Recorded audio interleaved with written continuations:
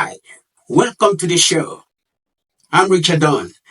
We are still on the series of parts of speech, and today I'll be taking us straight to another interesting part of speech, and that is nouns, a very general word, part of speech. Stay put and enjoy this lesson.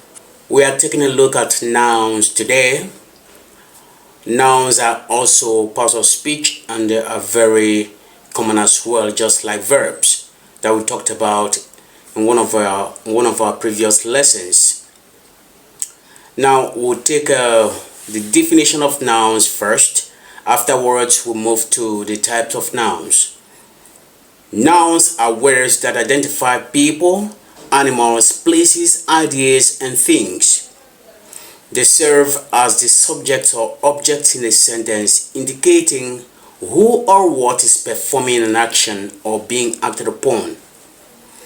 Now, what that means is nouns act in sentences and sometimes they are acted upon as well. So that is why we say indicating who or what is performing an action or being acted upon. For example, Joseph, Whitney, Richard, Emilia, New York, Lagos, London, California, table, television, chair, computer, lion, goat, elephant, tiger, love, beauty, peace, air, etc. These are all what nouns. Taken from the various categories, the 5 categories of nouns. We see nouns are words that identify people, animals, places, ideas, and things. They serve as a subject or object in a sentence, indicating who or what is performing an action or being acted upon. So if you look at the examples, the names of enlisted on your screen, you will see that we have names of animals, names of persons, names of places, names of ideas, and names of things. So that is what nouns are. Note, nouns appear in every sentence, either acting or being acted upon. And for a sentence to be regarded as a sentence, it must have noun or nouns. If a group of words lacks noun or nouns, then it is not a sentence. You must take note of this. This grammatical fact makes nouns very important part of speech and the most common. The most common. So it's very expedient that you hold on to this fact. Therefore, a group of words to be regarded as a sentence or a statement, it must have or contain a noun or nouns. Now let's move to the types of nouns. There are several types of nouns, and the first one is common nouns. Common nouns, these are the general unspecified names of items. Examples: village, city, country, etc. The city is bustling with activities. The village is a boring place to spend a holiday. The country is at war. Which city? We don't know. Which village? We don't know. Which country? We don't know. That is why we say that there are general unspecified names of items. You can see that the nouns in these 3 sentences lack specification. That is why they are called common nouns. Now let's move to the second type of nouns, that is the proper nouns. Proper nouns are specific names of people, places, and organizations. Specific names of people, places, and organizations. That is what proper nouns are. For example, we have Lagos, the English teacher, Emmerich Enterprises, etc. There are specific names of people, places, and organizations. So we have this sentence is structured using these 3-word proper nouns. The first one is Lagos is known for its vibrant culture. Lagos is known for its vibrant culture. You can see that Lagos is shaded.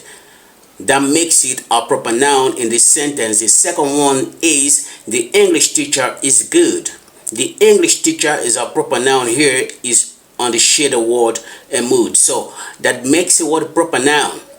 The third sentence said Emrich Enterprises is doing excellently well in the media business. Emrich Enterprises is doing excellently well in the media business. So you see Emrich Enterprises here is a proper noun.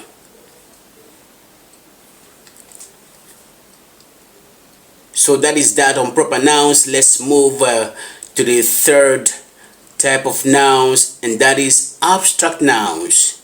Now these nouns, or rather these types of nouns, represent tangible concepts or ideas. They are nouns that cannot be seen, they cannot be touched, they can only be felt. They can only be felt by the sense of what? Feelings, perception. They can only be perceived. That is what abstract nouns are. So we can also say that abstract nouns are those nouns that can only be perceived or felt. They cannot be seen, they cannot be touched. They exist in our world of emotions, they exist in our feelings, they exist in our perceptions. That is what abstract nouns are. Let's take words like happiness, love, peace. These are all what abstract nouns. There are very many. They are abstract nouns. You cannot see happiness, you can only feel it. Love as well, peace as well. So they are called abstract nouns. Now let's take these few sentence examples. Number one says, love is an essential element required for people to coexist. Love is an essential element required for people to coexist. Okay, that is the second word sentence. The first one actually says, her happiness was evident. Her happiness was evident. The word happiness is our abstract noun in that sentence, and the second one says, love is an essential element required for people to coexist. Love cannot be seen. It cannot be touched, it can only be felt, and it is an essential element required for people to coexist. Is our abstract noun in the second word sentence. Number four type of nouns, we have the concrete nouns. Concrete nouns are those nouns that can be observed through the senses. They are those nouns that can be observed through the senses. Examples, we have book, television, computer. They can only be observed through what the senses, the human senses.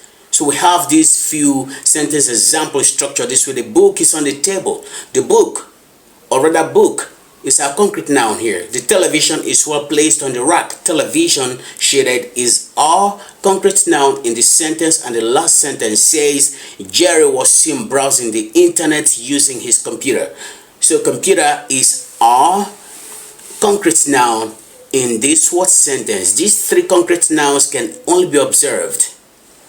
That is why they are called concrete nouns. The fifth type of nouns is the countable nouns. The countable nouns are nouns that can be seen, touched, and counted. Nouns that can be seen, touched, and counted. Those visible things that we're seeing. Every noun that can be seen, touched, and counted is a countable noun. So we can say that all the objects, all the visible objects, all the things we see with our eyes that we can touch are all what, and also that we can count are all what countable nouns. For example, we have house or houses, car, cars, dog, dogs.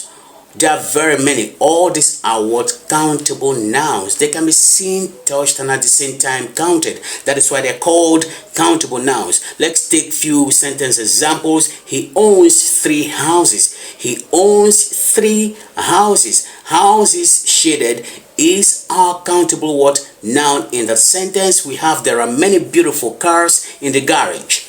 There are many beautiful cars in the garage. So the word cars is our what countable noun in this sentence. And then we have the last one. He has 3 dogs that watch over his compound. He has 3 dogs that watch over his compound. Dogs, shaded, even though in plural, is our what?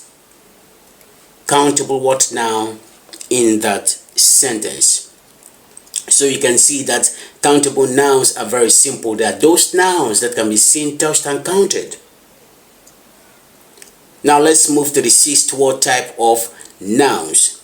The uncountable nouns, that is obviously the opposite of the 5th type of nouns, the countable nouns. So the 6th one is uncountable nouns. These are nouns that can be seen, touched, but can't be counted. They can be seen, quite alright, touched, quite alright, but they cannot be counted. So you can see the difference between the countable nouns and the uncountable nouns. The countable can be seen, touched, and counted, while the uncountable cannot, or while the uncountable nouns cannot be, can be seen, touched, but cannot be what? Counted. So that is the difference between the countable nouns and the uncountable nouns. Let's take, for example, we have sand, water, salt. There are very many uncountable nouns. The sand is enough for the job. The water in the soup is too much. Salt is a good ingredient for cooking. These are 3-word sentence examples using word uncountable nouns. Sand can be seen, touched, but cannot be counted. So is our uncountable noun in this sentence, and we have salt, this same. It can be seen, touched, but cannot be counted. We have water. Water can be seen, touched, but cannot be counted. So these are all what? Countable nouns. Take note of this. Countable nouns use the element many when counting, while uncountable nouns use the element much when counting. Avoid the mistake of using many for uncountable nouns and much for countable nouns. So many people, so many users of this language called English make this mistake, and so many are keep making this mistake. They make this mistake on a daily basis while using English language for their communication. So many users of English language don't know the difference between these two elements, many and much. They don't know when to use them, whether to use them for uncountable nouns or for countable nouns. Please take note of this. Is very imperative, very important. Countable nouns use the element many for their counting or when enlisting them or when talking about them, while uncountable nouns use the element much. Anything that you cannot count, you use much to talk about them. So you cannot say the water is many. That is wrong for you to say the water is many. But if it comes to jars, the jars or the containers they are using in putting the water, of course, those ones can be counted. But that is not what we are talking about. It is the liquid. It is the content, the liquid water we are regarding to. We are referring to. It cannot be counted. But if put in containers or jars, of course, they can be counted. The containers can be counted, the jars can be counted, but the liquid itself, water, can never be counted. So you cannot use the elements many when talking about what water. It has to be what much. Same goes to what sand, and same applies to what salt. Please take note of this. Is very important. So if you are making the mistake of using much for countable nouns and using many for uncountable nouns, wrong. Such usages are grammatically what? Incorrect.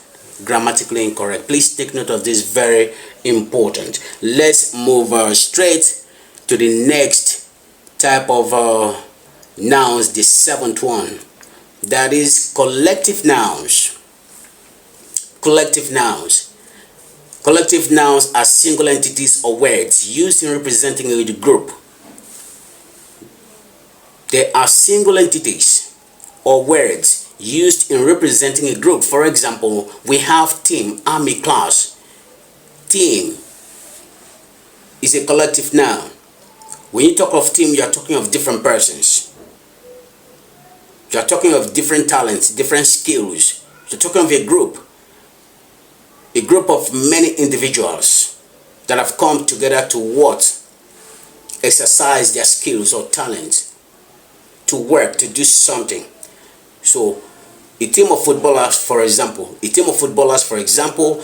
you can see that an individual alone cannot play this game called football, or any sport, cannot engage in any sport. So any sport that must be engaged in or must be done in most cases has to be in a team. A team has to what? Work or participate or do the what? Exercise or sport. Army is also a collective noun. Army comprises of soldiers, different individuals, different soldiers. And then we have class, the same. A class is a collective noun, or class is a collective noun. A class comprises of many students or many pupils or many learners. So these are what? Collective nouns. You can take these sentence examples. The team won the match. The senior class defeated the junior class in the debate competition. And the last one says the army won the war. So you can see them shaded to make it, or rather to make them very obvious to the eyes or for identification. That is why they are shaded. So we have team, class, and army. So that is, all of them are collective nouns. So you see, collective nouns are very simple, just single entities or words used in representing one group.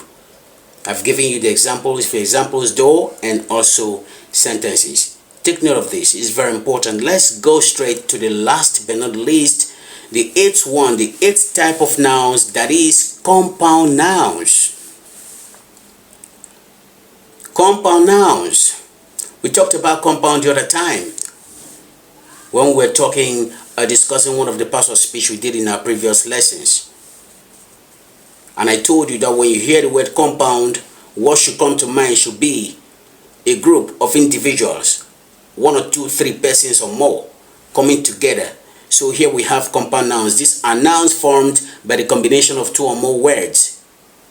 Nouns that are formed by the combination of 2 or more words is what is referred to as compound nouns. Now we have these 3 compound words here. We have heartfelt, curly hair, and dark skin.